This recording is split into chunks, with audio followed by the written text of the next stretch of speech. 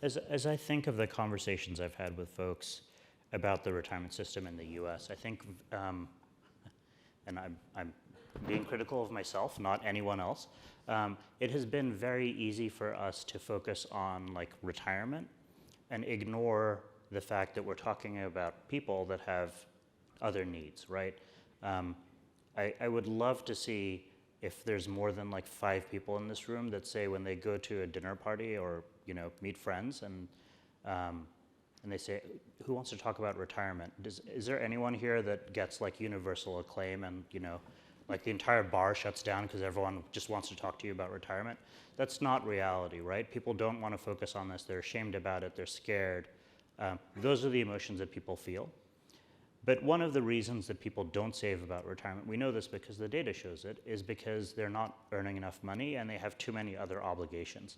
That's why the emergency savings piece comes in so critically, and the student loan piece. So what are you doing? You're doing 2 things. One, you're meeting the kind of critical financial need that someone has, because far too many Americans don't have enough money to pay a $100, $500, $1,000 emergency expense. So think about that. I had to replace a tire in my car because there was a nail on the road. That was not a kind of make or break event for my household. It is for a lot of Americans. And we're not talking about kind of a small segment of the population. That's not what the statistics show.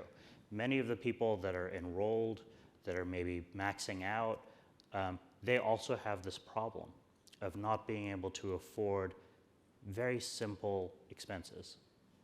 So what the emergency savings piece does is to address that cohort that is maybe not saving because when they look at their household balance sheets, they say, well, if I save for retirement, I'm not going to be able to do all of these other things, and I risk going into greater debt.